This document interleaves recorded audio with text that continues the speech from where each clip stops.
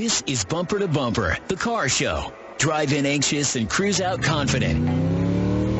With the best automotive information for your vehicle. And now your hosts, Matt Allen and Dave Riccio. Well, good morning, everyone, and welcome to Bumper Radio. I am Dave Riccio here along with Matt Allen, and together we are your KTAR car guys, heard every Saturday from 11 to noon. At Bumper to Bumper Radio, we're helping you, the motoring public, have a better overall car experience. So if you got car questions, we've got car answers. So we encourage you to give us a call at 602-277-5827. 602-277-KTAR.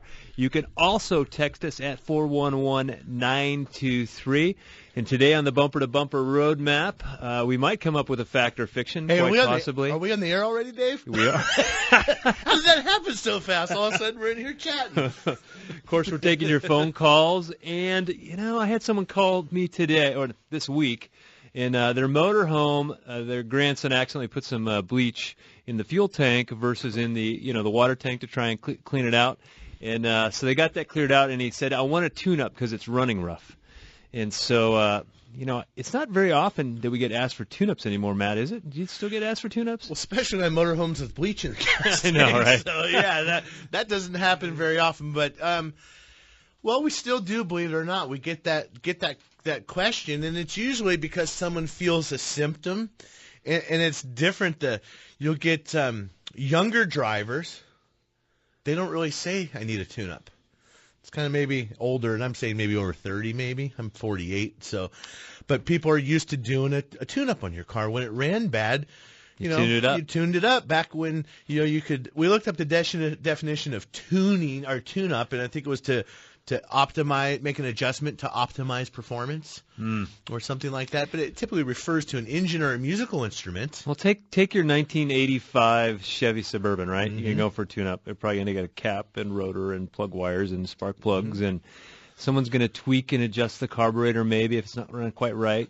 Mm-hmm. So that's a tune-up, but that's such a long time ago. Yeah, and so in a tune-up, basically you take any of your older cars and let's say well, we had computers in the cars in the 70s, but in mid-80s, like you said, and older, you had a lot of components that wore out, and most of the adjustments were still done manually. We had to turn the distributor to adjust the timing.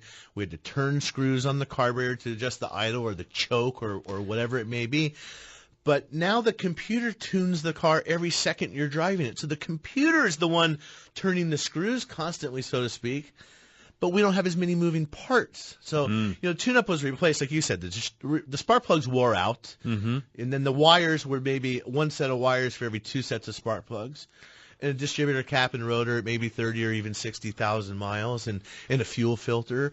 And then you did that, and then you made the adjustments. But now the parts, we don't even have distributors. Distributors disappeared in the late 80s. And the term tune-up, let's just use it for the that generic sense like Coke or Pepsi in place of cola, used to be you did a tune-up at 30,000 miles. And you had cap, rotor, wires, plugs, filters, that kind of stuff, and some adjustments.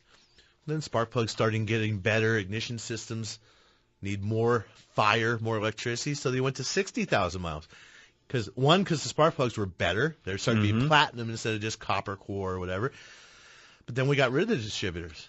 You still had spark plug wires, but you had just maybe one coil or three coils for the whole setup. Now we've evolved to one coil on every single spark plug. Now we've evolved to the double iridium, super palladium, polonium carbide, micro fine wire, super duper Bosch spark plug with 105,000 miles, and now you just have a coil in every cylinder. So there's much less parts, much more happening with the computer. So these things now are tuning is really cleaning, tweaking, ensuring things are properly performing. So let me give you an example of a car. Let's take a Honda with a V6 with 100,000 miles on it. Mm-hmm. What kind of things are you going to do to tune that car up? Well, that car is not going to have any spark plug wires. Mm-hmm. So we'll have spark plugs that are going to wear out and be worn. I think the the interval to change those spark plugs is actually 105,000, I believe, coincidentally enough. Okay, so let's wait to 105,000. It's 100,000. So we're going to replace the spark plugs. Mm-hmm. You may or may not even, it used to be, I'll back up again, filters, fluids, plugs. Okay. That's what it was. But we don't have very many filters. We don't have a fuel filter on a lot of cars now. No, they're built in. The past. Fluids are extending, but we're sticking with tune-ups. So we're going to replace the spark plugs. But what we need to do is clean up the engine. We need to get all the soot and the gook and the stuff that's we need to allow that engine to breathe. And we're also going to, as this engine gets dirty, that's what the computer is adjusting for. So we want to clean out the throttle body. That's where all the air enters the engine. Well, that air is dirty. It is going through an air filter, but it still has crankcase ventilation in it, fine mist of oil, and that's building up and making things dirty. We want to clean the fuel injection system, clean the fuel injectors out, and not so much that we're cleaning the injectors. We're using the injectors to deliver the cleaner that then gets in the cylinders and removes the carbon buildup and such. So there's those type of things there. Tune-ups, a valve adjustment. Valve adjustment, I think, is the number one overlooked maintenance item there is. And why do you think that is? I mean, I have my suspicion. I could say 2 or 3 different things. One, the manufacturers. The manufacturers say you adjust them when they're loose. Well, when they're loose, they make noise. You hear this clattering noise. But when they're tight, they don't make noise. But they make the car run bad. So the specifications the manufacturers have laid off. I think they're giving misguided information on that. Do you think a lot of people in some of these shops don't know how to adjust valves? Yeah, they're not gonna tell you about it, folks, if they don't know how to do it. So that's Exactly. I mean, I want to make a point of that. Oh, I went down there, I had my Honda CR-V checked out, and they told me everything was great. Did they tell you to adjust the valves? No, they didn't. Well, that's CR-V is just a valve chewer. Yeah, old Johnny that went to tech school and got out last week can't really do that. No. Especially when there's a line of 4 more cars that they want to screw spark plugs into really quick and easy. It holds up production. So, and I think some of it's the consumer too. You take a V6 Honda; those are some of the worst ones. They have a common failure with a lean condition, and the valves are out of whack. They're expensive. Yes. You've got to pull the intake manifold, and that's when you start getting in a tune-up, and people go, "Oh my God, $600, $800, $1,000." Well, the way these engines and stuff are packed in now, there's economies of scale. You have to take the intake manifold off to replace the spark plugs. Well, that's when you pop the valve cover off and adjust the valve. Yeah, exactly. And you're waiting until 105,000 miles because that's when they're due. Well, what are you going to, then you don't want to adjust the valves today, so you wait.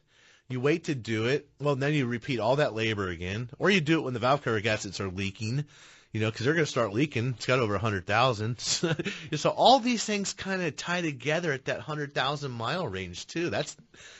Well, I think that's too. When you have these, I think of the life cycle of a car. And the life cycle of the car and what you're going to do with it. And to me, the modern car, if you take reasonable care of it, it's going to go 200,000 miles for you. Easily. So at 100,000 miles, they're going to ask you for some money. Pretty much the first 100,000 miles is just brakes, filters, fluids. That's, tires and that kind of thing. But, you get up there between 80,000 and 120,000 miles, we're going to start to talk about valve adjustments. We're starting to talk about motor mounts. We're starting to talk about timing belts. So sometimes I feel like that's when people bail on their car. They're like, oh, the car's been perfect up till now, and now you're telling me it needs all this stuff. Should I just get another car? Well, last time I checked, they're not giving these cars away. So, I mean, sometimes I think people bail before they get the benefit of what the investment they made to buy this car. Well, yeah, and you can enjoy your investment longer too. 100,000 miles is going to ask you for when I say a little bit of money, it's still a lot of money. Oh yeah. I mean, you may put in that range between 80 and 120. You may put $3,000 to $5,000 in the car in repair bills. If you put a radiator in there and a timing belt and a valve adjustment. But we got to put a little asterisk there. It all depends. What you spend at 105,000 depends on how well you behaved at 60 for the first period of time. The cars that didn't get the oil changed and didn't get the coolant topped off. Those are the ones that have seeping radiators. Yeah. They're the ones that have hard gaskets and carbon buildup and crap, and they've just been rode hard and put away. You know what I mean? Settle like the old ox out in the field. They just worked like an ox, and but you wonder why the damn thing limps at the end of 5 years. Oh yeah, you know? You got to take care of it. Are you that guy that puts off buying a battery? You know your battery's weak, and you start the car and it goes, barely starts up. Batteries are one of those things, you hear us talk about them because most cars you see on the side of the road, it may be a battery, the thing you see stuck in the parking lot, it's a battery issue. I get cars in my shop because someone's got an dingy old battery and it's leaking battery acid down on the transmission. I have a transmission shop, so guess what I find all the time? Bad transmissions as a result of bad batteries. Mm-hmm. So I'm telling you, the one place you don't want to skimp is on a battery. So when we do batteries at our shop, the first thing we do is check them when they come in the door, and if it needs a battery, we put an Interstate battery in there, and we've been doing that for years because it's a battery that you can find coast to coast. So Interstate batteries is the battery that I choose. You can find them at most of the bumper-to-bumper shops. Yep. So anyhow, when we come back, we're taking your phone calls at 602-277-5827, 602-277-KTAR. Don't be shy. You can also text us at 411-923. You're listening to Matt and Dave, your KTAR car guys on Bumper to Bumper Radio. Having an accident is stressful. Dealing with a repair process shouldn't be. Hi, Leo Petrozella for Campus Body Salon.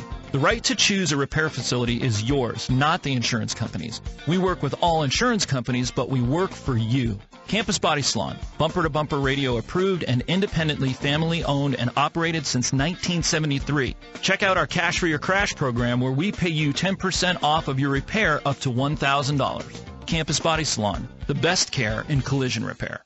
There is nothing more important than family. Hi, Kurt Rock here for Kurt's Auto Repair. I brought my nephew and general manager, Jeff Rock, to help spread the word. Thanks, Pops. Yep, the more things change, the more they stay the same at Kurt's. Family owned and operated, our ASE Master Techs and family ethics have earned us a Perfect Better Business Bureau record for over 30 years. Just east of I-17 at 22nd Avenue in Bell or online at mycarhurts.com.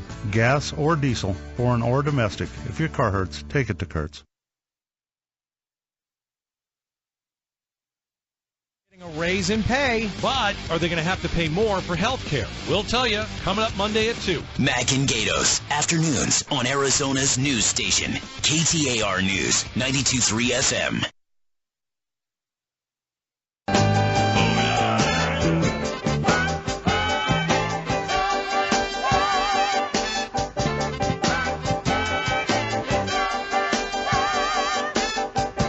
Well, welcome back to Bumper Radio on this fine Saturday morning, soon to be afternoon. I am Dave Riccio here along with Matt Allen, and phone calls are starting to funnel in at 602-277-5827, 602-277-KTAR. We've got a few on the line and a couple more coming. And also you can text us at 411-923. And we talked about tune-ups earlier, and you're thinking, I just need to get my car to get a tune-up because that little yellow check engine light thing is on there. And I think the point I wanted to make is tune-up is one thing. The tune-up is one thing, but having an issue that needs to be repaired, in most cases a tune-up's not necessarily going to fix that issue or what made that check engine light come on. Sometimes you get lucky. I mean, you might have an engine misfire, and you've got a bad spark plug on an older car, and you just happen to change the spark plug out, and hey, I fixed it. Problem solved. You know what I mean? But washing your mouth out with mouthwash is not going to make the cavities go away. You know what I mean? But I want to back up for just a second, David. We're talking about tune-ups, but when you call this show, we talk about whatever it is you want to talk about. We're going to bring something up to get you excited. Maybe Dave and I are on our soapbox, or we had stuff happen in the shop. But I want to remind you, it doesn't have to be on a tune-up. You might have that oil sticker that's past due. You might be looking to buy a new car. You're not sure what to do or how to sell your old one. And to give you a little heads up, next week is our collision team. We've got all the body shops, all the collision shops, whatever you want to call them, all that group from the bumper-to-bumper-radio.com family is going to be here. So if you've got paint questions, if you want to know, maybe you've got your kids that are just starting to drive a car right now. You've got that 16, 17-year-old out there. Maybe the kids are going away to college, and they need to understand what to do when they get in a car accident. let's teach them how to handle that, what you do, how you talk to the people, what to say to the insurance, and how to handle dealing with the body shop. They're going to be here next Saturday. So get the kids around who are starting to drive and the college kids and stuff that are going away, and we'll try to help. Well, shoot, the other thing comes up, too, is maybe you got a couple dents and dings that you've just been living with. Maybe we talk about that. What would it take to actually get that stuff to get my car polished out and looking good again? So anyhow, back to your phone calls at 602-277-5827. We are going to go with the 97 Ford Explorer. I'm not sure there, Matt. This is Bumper to Bumper Radio. How can we help you? Hi there. We have a 97 Ford Explorer that blew a rod through the block. So we went to the junkyard, and my husband pulled another engine, which he was able to hand crank it at the time to make sure everything turned. Mm-hmm. We had someone install it, and now the crank won't turn. Did it ever start once you got it in the car, or when you got it all bolted up and put together, that's when it won't start? No, what it is... Whoa, your voice changed too. No, what it is the mechanic we took it to put new timing chain, tensioners, and chains on it. It's got the B6 in it, which is a timing chain in the front, timing chain in the back. Once he was done with it, he put the motor back into the truck, tried to hand crank it with a pry bar on, he trying to turn the harmonic balancer to see if the engine would turn over, and it is froze solid. Well, if it's not bolted up to the transmission or something, we can maybe eliminate that, but it sounds like you've got something mechanically out of time. He said he did the timing, or did the timing chain there. That's what I'm thinking. You're pushing a valve up against a piston, or there's something. I mean, who knows? Yeah, something weird. Now you said at the salvage yard you could turn the crank. Did you put a pry bar on it to do that, or? I did. When I went to the salvage yard, I put a pry bar on it. I ran the engine completely through its cycle, and it turned just fine. Once he put the new timing chain tensioners and timing chains on it, put the thing back together, put it in the truck, bolted transmission up, all that, now it will not turn at all. Wow. Well, I mean, it sounds to me like Operator A or whoever did that work, unfortunately, that's probably going to come back out. Those things are not pleasant. I don't know. No. That passenger side timing chain on the back of the cylinder head. I mean, yeah. We cheated one once, but it's got to come out. It's got to go on a stand. There's something you don't something want to be bending over. We did have a guy where we did a transmission for him, and then he ended up getting a motor like 2 weeks later at another shop, and they put a used motor in for him, and they ran the wrong bolts through the torque converter. When they connected those two things so the motor wouldn't turn over. Mm-hmm. So, some stuff like that happens. A Ford's a studded converter, so a little less likely that happened, but something could have been screwed up back there, too. So the connection between the engine and the transmission, so he might go looking there, too. Wow. Good luck with that one. Sorry to hear that, but... Thanks so much for the call. Let's go with Melissa with a 2014 Chevrolet Tahoe. How can we help you, Melissa? You're on Bumper to Bumper Radio. Hey, guys. I have obviously a 14 Tahoe, and I supposedly had to get a new engine dropped in it. $6,000 later, it ran great for a week and a half, 2 weeks, and now it's running crappier than it did when I dropped it off at the dealer. Is the check engine light flashing? It feels like it's weighted down. What's that? Is a check engine light coming on at all? No, it's not throwing any codes, no lights or anything, but it's it feels sluggish and like I'm pulling a big boat or something, like it's just weighted down, and it doesn't it goes, obviously, but just not like it used to. It's worse than it was before. Well, let's back up a second. Why did it need an engine in the first place? Okay, good question. They claimed that the cams were bad. Okay. So it was rattling, making some noise? No, it wasn't doing anything. How many miles are on that thing? I drive a lot. There's 113. 113,000? I'm so confused a little bit. Melissa, if there was nothing wrong with it, why did you take it to the dealer and have him put a new engine in it then? No, I just said there was nothing wrong with it. It wasn't rattling, but it was just running poorly, and then it throws E0121, which is a throttle position sensor somewhat. But anyway, when they hooked it up to their computers and then they measure the cams or however they do it, they claim that they had been worn down or whatever happens under there. I don't understand what goes on under the hood, but Right. It was running poor. It was like sluggish, and the same thing it's doing right now. It's like it's right back to where we started.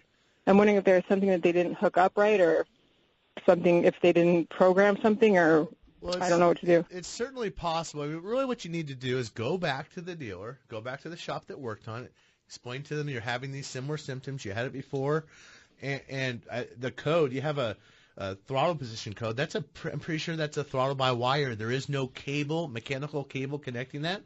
So if there is a problem with that system, it will feel sluggish. It's not going to have... It goes to reduced power mode. Yeah. It definitely comes up. So you could have a problem there. That could be something under the hood. It could be the gas pedal switch. It could be a ground wire. I mean, I know those Tahoes do have problems wiping the camshafts out, but they usually make a noise. I mean, not enough information to make a diagnosis. That's for sure. Dave, I mean... Yeah, and I think, she said she drives a lot. I mean, 14, so the car's 4 years old. It's got 120,000 miles on it. How much is she driving a year? It's 25,000 miles. Yeah, so you do drive a lot.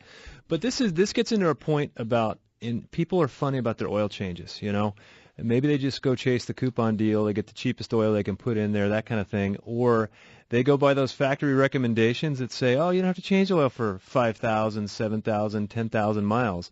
I'll tell you what, man, I get people in shops in the shop all the time that have damaged motors for lack of maintenance, lack of oil change.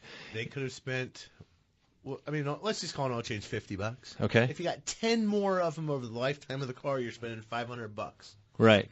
You know what I mean? I'm not saying that Melissa just didn't do that. Right. But we do see these, and this is around, a little bit older, around the time when they came out with that Dexos oil, and it was expensive. And guess what people did? I don't want to spend $60 on an oil change. Just use the cheap stuff.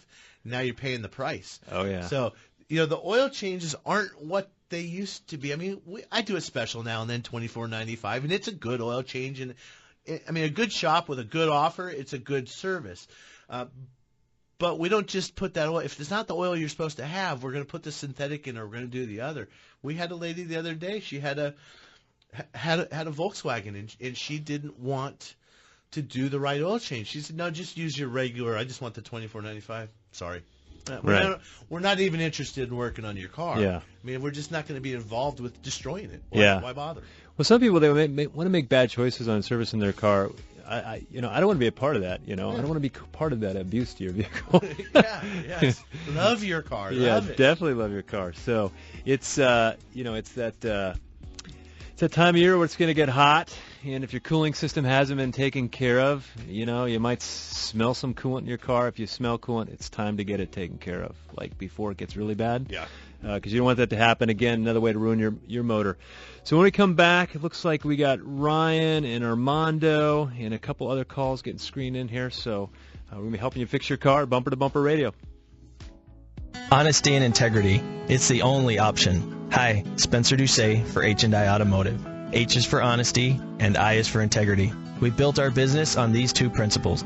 We opened our first shop in Mesa in 2009, and with the support from our loyal customers, we've now grown to a second state-of-the-art location in Gilbert. 2 locations, same principles. Quality service at a great value, backed by an industry-leading 60-month, 60,000-mile parts and labor warranty. Check us out at HNIautomotive.com. Who says business has to happen in the boardroom? The business luncheon package at the short course helps you to do some deals on the links. Then shake on it over lunch. You'll get to play a quick 18 holes of par 3 golf before enjoying an entree or drink at Rusty's. To book your business luncheon at the short course, visit mountainshadows.com. That's mountainshadows.com. Or call 480-624-5432. That's 480-624-5432. Hi, I'm Dave Riccio, owner of Tri-City Transmission. Well, you may have come to know us for being a transmission expert. What you may not know is that our customers regularly ask us why we don't perform repairs to the rest of the vehicle. You guys are so great. Why work on just the transmission? Well, the requests became hard to ignore, and 3 years ago, we began to build an infrastructure to perform general automotive repair. We weren't going to do general repair if we couldn't be great at it. So in 2013, we began the soft opening of Tri-City Auto Repair on Smith Road. We brought on ASE Master Technicians to work side by side with our Master Transmission Technicians. The combination of the best in both of these trades has created a synergy that allows us not only to fix your transmission, but to service and repair your whole car, and to do it well. Let's face it, the modern car has become so integrated. We believe all of our expert knowledge puts us ahead of the curve. Find us at TriCityTransmission.com or TempeAutoRepairShop.com. That's TempeAutoRepairShop.com. Arizona's news station. KTAR. On air, 92.3 FM. Online at KTAR.com. And streaming live on the KTAR News app. Your breaking news and traffic now. KTAR News Time 11:30. I'm Mark Carlson. In Texas last night at Santa Fe High School, a graduation ceremony for students still trying to make sense of a mass killing 2 weeks ago. Seniors at Santa Fe High School marking graduation ceremonies Friday night in Texas with a dose of reality after a fellow student shot and killed 8 classmates and 2 teachers. The events which transpired on May 18th of this year have deeply affected many of us in this small community. Corrigan Garcia delivered the valedictorian speech telling graduates to stay strong. Leave this stadium tonight and be brave. Be optimistic. Sunday, Parkland High School students will be strong in Florida, holding their own graduation ceremony following February's mass shooting. Michelle Franzen, ABC News. For almost a half-century, the immigrant busboy who held a dying Robert Kennedy blamed himself and wondered if he could have done more. Juan Romero is now 67. For years, he's asked himself, what if Kennedy had not stopped to shake his hand? In a rare interview, Romero tells the Associated Press that he doesn't hold the guilt anymore, but believes he should have been the one to take that bullet. He's still angry that Kennedy never got the opportunity to lead a fractured nation in 1968. This week marks the 50th anniversary of Kennedy's assassination at the Ambassador Hotel in Los Angeles. Traffic and weather now. Here's Patrick Rohde in the Valley Chevy Dealers Traffic Center. Hey there, Mark. We have a new crash to watch out for. This one on Ellsworth Road north of Hunt Highway. In Mesa, new collision there. Almasco Road north of Baseline. Couple of crashes in Phoenix. New one, 35th Avenue in Lincoln. And a crash still working in North Phoenix. Happy Valley Road at I-17. This report is brought to you by Smokey's Garage Store. Is your garage door squeaking, rattling, or just not working? The pros at Smokey's Garage Store will get you back on track fast. Free estimates and same-day service are available. Just click Smokey'sGarageDoor.com today. I'm Patrick Rohde, KTAR News. KTAR weather for the Valley. Today sunny with a high of 105. Tonight clear skies with a low of 77. Tomorrow an excessive heat warning with an expected high of 109. It's 99 degrees currently in Surprise. Weather brought to you by Howard Air. Whether replace or repair, call Howard Air. I'm Mark Carlson on Arizona's news station, KTAR News.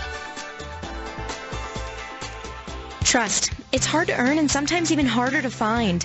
If you live or work in downtown Phoenix, Matt Allen's Virginia Auto Service is celebrating over 20 years of award-winning service at the corner of 7th Street and Virginia. Recognized as one of the best service shops in the country, their customers have come to trust Virginia Auto Service for its A+ rating by the BBB, 2-year 24,000-mile warranties, and free transportation to and from your home or office. 20+ years of earning your trust. Virginia Auto Service. They're serious about service. This summer, get $29 rounds each Wednesday at the short course at Mountain Shadows. Bunker to Bunker is teaming up with the historic Par 3 course to offer special seasonal rates. Plus, get a free drink and exclusive bounce back offer if you mention the show when booking your tee time or use the code BUNKER to reserve your round online.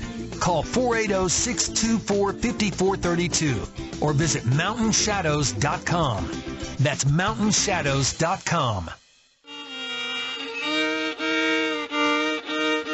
Ouch! Being out of tune is no fun, and maybe even a little painful. Hi, this is Lee Weatherby, owner of Accurate Automotive in Mesa. At Accurate, we are a family-owned and operated one-stop automotive repair shop that specializes in building long-term relationships that are in tune with your needs, not ours. We've been recognized nationally as one of the top shops in the country, but for over 20 years, our priority has stayed focused on providing quality automotive service and repair at a fair price. I invite you to come in and see the difference an in-tune relationship can make for you and your car. With our free courtesy inspection, a $49 value, we feel it is well worth our investment in you because we believe good long-term relationships start early with your first walk through our doors. Accurate Automotive, home of friends serving friends, just off Broadway and Robson in Mesa since 1992. For more information, check us out online at accurateautomotiveaz.com today.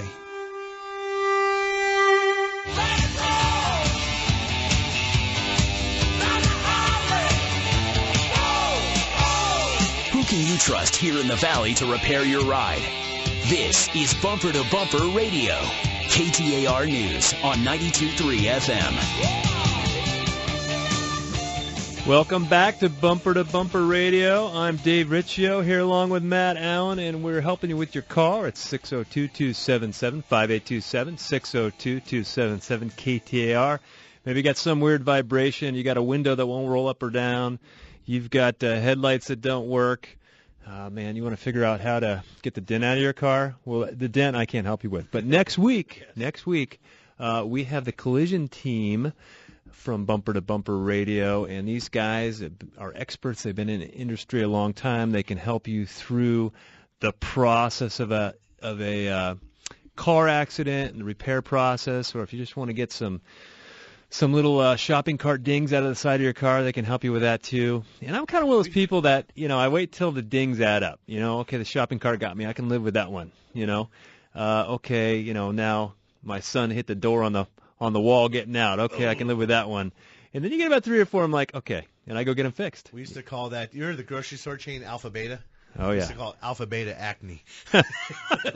Door dings on the side of the car. But, speaking of the collision, there's two types of people. You either have had an accident or you're going to have one. Yes, so, it's going to happen. It's going to happen. So the best thing to do is be prepared. You know what to do so you're not freaking out. Barring it's just a minor fender bender, little deal. I'm not talking about a serious accident where people are going to the hospital, but from getting off the road and getting the heck out of the way so traffic can flow and being safe and just understanding your rights about getting the car fixed and where to get it towed, all that anxiety will go away next week. So yes, for sure. How about some mechanical problems today, Dave? All right, looks like we've got Steve, Armando, Ray, we've got Melody, and we've got Ryan with a 2005 Scion. How can we help you, Ryan? You are on Bumper to Bumper Radio. Yeah, when I am driving down the highway at about between 60 and 70 miles an hour, I get this really loud, like a humming type whistle coming from what sounds like the front left tire. And it gets really bad when the wind is blowing. So if I'm driving into the wind or if the wind's coming from my left-hand side, it just makes this really god-awful whistle hum, and I can't figure out what it is. Has the car ever been in an accident since you've owned it that you're aware of? No. Not. I mean, did you buy it new? No, I bought it used. Okay. So we did the Carfax on it, and it hadn't been in any accidents that had been recorded. Right. How about a windshield replacement? I had the windshield replaced about 2 weeks after I bought it, and that's when I thought at first, too, it was whistling from there. But when the whistle starts, if I kind of lean down towards, like, where my clutch pedal is, I can hear it coming from, like, the tire well almost. Wow. I mean, it's loud. Well, yeah, what you want to do... No, I'm not going to say get some duct tape and tie yourself to the hood and have somebody drive you. Right. But, no, that's not going to work. Well, it's hard to tell if it's a wind noise, if we've got... Yeah, one of the things I do when I'm road testing cars looking for whistles like that, just play with the HVAC. So move it from fresh air to recycle and see if that changes. If that doesn't change, okay, it's not that. Crack the window. We start ruling things out that will change it. When he first started talking, before he said whistle, I was thinking wheel bearing. Because he started going there, I'm like, maybe a wheel bearing. But then he said whistle. So, there may be something down. I would go look underneath the front of that car, see if anything's out of place. Sometimes there's a lot of air dam type stuff underneath the front of the vehicle that is directing the air. So it's in the right places where it needs to be. And something could be out of place. That's what I'd be looking at. All those fender liners, the air dams, the windage trays underneath. The trim around the windshield, the missing grill, anything can cause the way the air flows over the car. Can certainly make it. Oh, at 70 miles an hour, you got to. I mean, that's a lot of wind speed. So you don't have to blow that hard to make my whistle work at home. And I mean, we've got some equipment at the shop where we put a processor inside the car, a little noisemaker, and we have headphones and a special microphone, and you can go around and listen where air leaks are.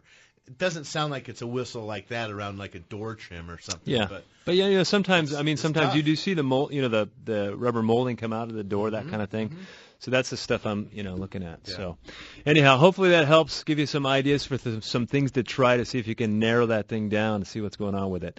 Let's go with Armando 2014 Hyundai Santa Fe Sport. How can we help you, Armando? You're on Bumper to Bumper Radio. Hey, thanks for taking my call. I got on my steering wheel, when I try to set the trip, the A and B to reset the trip miles, and when I get an oil change, when I try to reset the mileage on it to get it back to it's supposed to be, the buttons on the steering wheel, they don't work. They're not working. They haven't been working. The volume buttons on the left-hand side, they don't work. But now on the right side, the cruise control, all those buttons, they work. Matt, I'm thinking about a clock spring. What do you think? Yeah, I mean, there's a part called a clock spring, and it's just a spool of wire, really, between you've got to have all those controls in the steering wheel. They rotate around, but the wiring doesn't turn with it. So there's just a spool of wire in there that makes that connection, Dave. But what I was thinking too is half of it works and half of it doesn't. The buttons on one side are working and the buttons on the other side aren't working. I don't know that soda spill. Wouldn't dive right to a clock spring, but it could just be the buttons. Right. So what a shop's going to do that has a scanner, the right scanner, a bi-directional control, we can plug into the connector.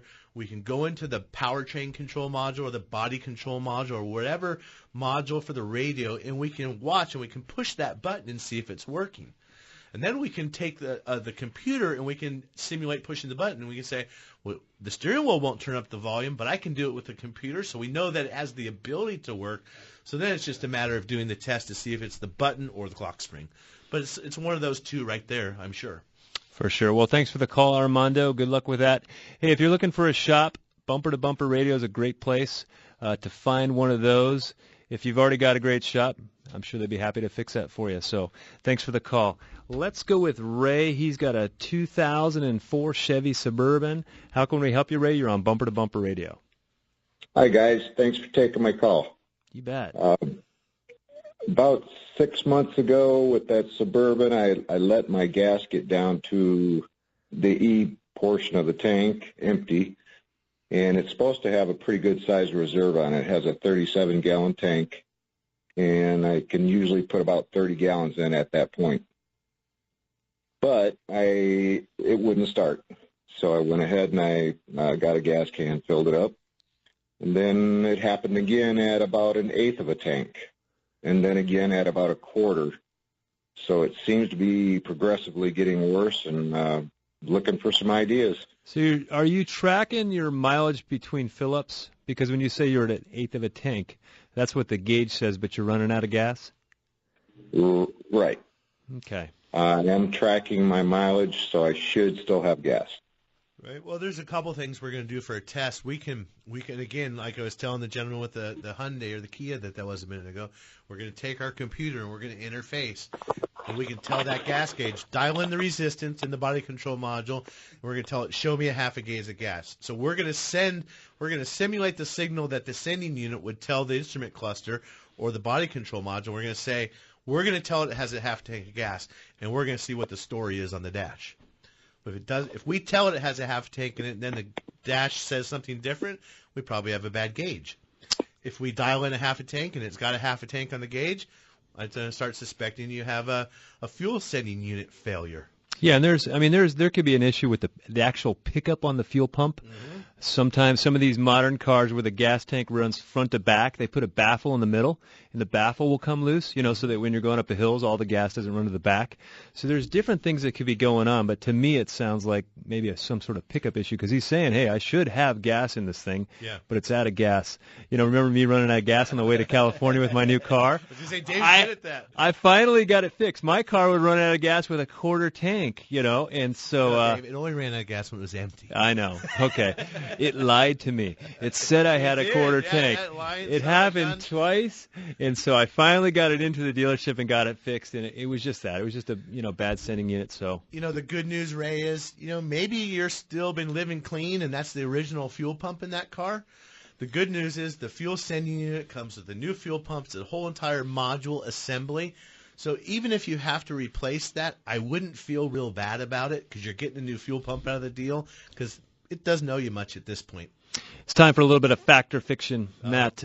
Fact or fiction, by not running my fuel tank all the way down to the, I'll make the fuel pump last longer. Fact or fiction? Well, my Toyota Tundra, I don't want your stories. It's an easy question. Oftentimes has that bright orange fuel light on. And occasionally it even says 0 miles still empty on my dash. And I'm just puckered up like you wouldn't know. I mean, that seat is firmly stuck to my behind. And my fuel pump's doing quite well after 120,000 miles, but I'm probably not treating it very nice. Yeah, they do. They do last longer. Yes. If some people say, I never run below a quarter tank of gas. It actually is, it's not the end of the world if you do, but it's not a bad idea. Not a bad idea. And I think the fuel pumps are better now, but, we had return systems, and they're pumping all this fuel to the front, but the engine's not burning it. Lots of volume and pressure, and they're returning it, but that also helps keep that pump cool. Mm-hmm. It's in a bath of, it's still 115-degree gasoline, but nonetheless, it's cooler. At least that's what the story used to be 25 years ago. For sure. Well, hey, thanks for the phone call, Ray. When we come back, we've got Joe, Steve, and Melody, and it looks like another one coming through. You're listening to Bumper to Bumper Radio. Hi, I'm Kurt Morgan, owner of Shadow Mountain Auto Service in Phoenix. I'm also a college automotive instructor, and I've been a technician for over 30 years. In that time, I've seen all kinds of games and gimmicks in the auto repair business, the worst of which seems to be associated with transmissions. I think it's because, to most, including technicians, the inside of a transmission is a mystery. So when one of our valued customers has a transmission problem, we send them straight to Tri-City Transmission. No games, no gimmicks. That's Tri-City Transmission. Gas or diesel, foreign or domestic. If your car hurts, take it to Kurt's. That's our closing line, Pops. I know, Jeff. Just reinforcing that we're full-service auto repair. At Kurt's Auto Repair, we do it all, including diesel. We have the passion, training, equipment, and expertise for diesel. Our techs are ASE certified for diesel and advanced diesel diagnostics. Toy hauling, horse trailering, off-roading, or work trucking, we've got you covered. Gas or diesel, foreign or domestic. If your car hurts, take it to Kurt's. Check us out at mycarhurts.com. Hi, Kevin Rowe from I-17 Collision in Phoenix. If the bad news is you've had an accident, the good news is that with one easy click on bumpertobumperradio.com, you have the best collision, body, and paint shops to help you get back on the road quickly, safely, and with a repair you can trust. Dave Lindgren here from First Class Auto Body in Scottsdale. Don't be fooled. Some insurance companies try to convince you that you must use their approved shops for your repairs. Not true. Arizona law allows you to choose the facility that's right for you. And I'm Leo Petrozello from Campus Body Salon in Tempe. Having an accident is stressful enough. Dealing with the repair process shouldn't be. Appearance is important, but it's critical that structural integrity and safety are top priority. 3 convenient locations and one united team. With almost 120 years of experience and expertise between us, we are solely focused on taking care of you while working with your insurance company. The Collision Team at bumpertobumperradio.com. Few cities are as car-centric as Phoenix, and this is the show that'll help you to better understand that machine you depend on to get around the valley. It's Bumper to Bumper Radio. KTAR News on 92.3 FM and the KTAR app for Android and iPhone. All righty. Looks like we got about 12 minutes left, Dave. Got some phone calls. You're listening to Bumper Radio. Matt Allen, Dave Riccio by my side. Feels good to be back in here. Hope everybody enjoyed the holiday last weekend. A nice long weekend. I got to go to the Indy 500. It was fun. Good time. But I tell you what, I could do without that Midwest humidity. I'll take this 110 or 5 or wherever the heck it's going to be any day over that moisture in the air. That's for sure. So. Well, we've got Joe, Melody, Steven, and Steve. We got 2 Steves. I don't know. Let's see if we can go to Melody real quick on the 2005 Nissan Pathfinder. How can we help you, Melody? You're back on the air. Hi there. When I reach 40 miles an hour, I start hearing a clicking noise, and the second I take my foot off the accelerator, it stops. And now it's doing it at other speeds as well. So I took it to the dealership, another shop that couldn't determine anything, and they said it was the timing chain tensioners were worn, and that was what was making the vibration. So I heard a couple different things. So noise is one thing, vibration is something else. Timing tensioners on an 05 Pathfinder, pretty common deal, but that's really something you hear at startup. When you start the vehicle, you're going to know you got a timing chain issue. So that's one noise. So one of the issues that people have when they have a noise and they take their car to the shop, unless you're getting in the car with a technician and pointing to the noise, or in your case, vibration, because you mentioned both, and maybe it is both. Sometimes noises make vibrations and vice versa. It's more of a noise, and they did ride with us. Okay. And so they are saying it is the timing chain, and you hear it at all speeds? It's specifically at 40, and now it's starting at 25, and it's happening more frequent as well. Okay. Well, I mean, if they heard it and you heard it together and you both looked at each other and said, that's the noise, then I would say that's probably the noise, and let them fix it. Because, I mean, it's happened to me, and I'm sure it's happened to you, Dave. You fixed the noise, but I fixed the noise I heard. You heard the different one. So we've got to make sure we're talking about the same thing and hearing the same thing. And the one thing I would say too, Matt, is that when I'm looking for a noise, I'm trying to decide whether it's consistent with engine speed or whether it's consistent with road speed. And she said 40 miles an hour, which 40 miles an hour to me, you could hear a timing chain noise just at idle. Revving the engine up right there in the driveway, you would be able to hear that. So that would really help me differentiate between what kind of noise am I after. If it's a road speed noise thing, well, that's, I'm in the bearing, drive shaft department, If I can rev it up at a stoplight and hear it, well, then now I'm looking at the motor. Well, Dave, you mentioned something earlier, the gentleman that called with the Scion. I'm not necessarily looking for what the noise is. I'm looking for what it's not. I'm going to go eliminate things. It may not really make a lot of sense, but people, do you know what the problem is yet? Well, no, but I know it's not this, and I know it's not this. Well, there is an elimination process, and you just have to think through these things. And like I said, does it have to be rolling? Okay, well then And when we're diagnosing, we're like, what can we eliminate for free? Right. I mean, that's what you're doing. So, hey, let's make sure we don't have a noise. We can just change the airflow and the air condition to see if something changes. Yeah. We dealing with weather stripping in the car?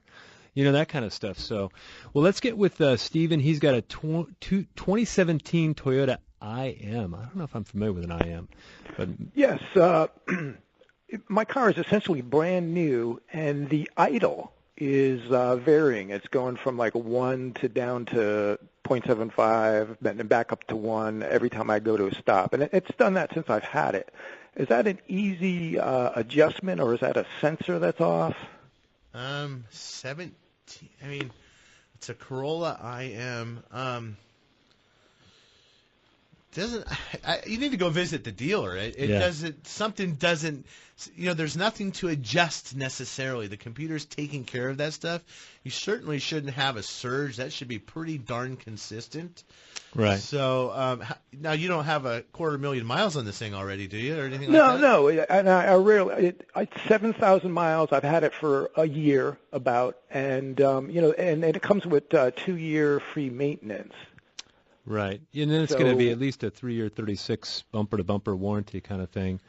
But, idle speeds will change based off the operating temperature. First thing in the morning, you'll see engines rev a little bit higher.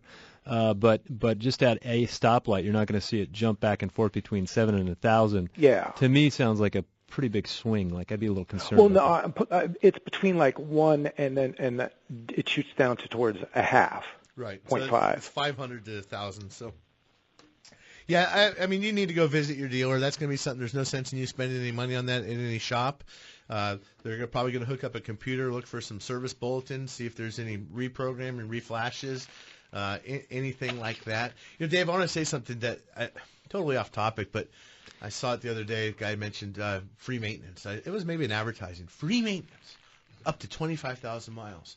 Well, your new Toyota doesn't get an oil change but every 10,000 miles. So you're getting 2 free oil changes. That's what free maintenance is. Not a reason to pick this dealership over that dealership. Exactly. So just remember that. Free maintenance really equates to 2 oil changes. What they're trying to do is get you in the habit of come there. Yes. Hey, it's free. It's always cheap. I go there. Well, the third one won't be so much. So for sure. But you definitely want to visit them for that, Steve, and maybe let us know if you come up with a problem or a solution. For sure. Appreciate the phone call. Let's go with Joe, 2013 Honda Civic. How can we help you, Joe? You're on Bumper to Bumper Radio.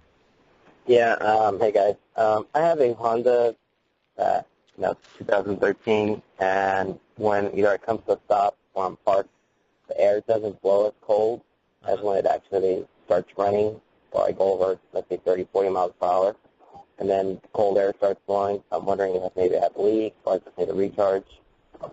Could be a couple of different things. Dave's got an idea, so do I. Most common when people describe to me, the air condition stinks at a stoplight, but it's great when I'm going 40 miles an hour down the road. To me, there's a condenser in the front of your car, and it needs airflow. And when you stop, there's no airflow just from driving down the road. And so those cars rely on cooling fans to move the air across the condenser when they're stopped. And those, any more of the modern cars have multi-speed fan. There's a couple of fans in there, and we could have a cooling fan problem. We could have some sort of restriction in there. But I don't necessarily go right to charge right away. It may very well need some charge, but at the same time, it may have an airflow issue. Yeah, maybe save yourself some diagnostic time, Joe. Open up the hood on the car, and I don't know how mechanically inclined you are. Keep your fingers out of the things that are spinning and twisting and fan blades that aren't moving, because sometimes they start moving. Yes, you never know when it can come on. And so open the hood, engine running, air conditioner off, and depending on how hot it is, you may or may not. Well, first off, you're going to see probably two fans on that car. Be two electric fans. You have to bend over the radiator and look forward, and you'll see two fans there more likely. There could be one. Some cars have one. And then intermittently, as the engine reaches at whatever prescribed temperature, that fan's going to come on and run for a minute, 30 seconds, 5 minutes, just depends how hot it is. That's going to go on and off. But what will happen when you turn the air conditioner on, both of those fans should turn on. Full blast. They're going to be humming. If you look down and one of them is not spinning, that's your problem.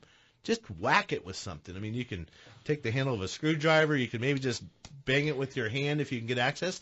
If that fan starts up again, there you go. There's your fan. That's your fan problem. Hey, and if it starts up again, it might just start working. But if both of those are working, then I'd be looking at maybe a low charge or some other kind of issue. You know, Matt, it's that time of year where the air condition thing is coming up. I'll road test with customers in their car if it is a noise or a vibration or a shift concern, because I want to feel what they're feeling. And I'm riding with this gal in her Camaro the other day, and we're feeling for a shift problem, and we're listening for a noise, and her air conditioner is terrible. And I'm like, your air conditioner's not working right? Oh, it works fine once I'm driving down the road, And I'm like, all right, well, be kind to your mechanic if he's got to ride with you. Get that air conditioner fixed. I had this poor gal stop in yesterday. She needed a tire. I felt so bad. She needed a used tire. We don't sell used tires. I was just going to try and help her get through the weekend, but she didn't have the wheel. Then she goes, well, can I ask you one more question? My AC doesn't work. And I said, yeah, we can do that. Well, and one more thing. Can you look at this? And this is 5:45 out in the parking lot. And she says, my power windows don't work. I'm like, oh, my goodness, you poor thing. Flat tire, AC doesn't work, and the power window. She's driving around locked in the car. I think she could roll down the driver's side window. So, oh, boy. Well, thanks for joining us. Remember not to text and drive. And if you've got a great auto repair shop, stick with them. If you're looking for one, bumpertobumperradio.com. We'll see you.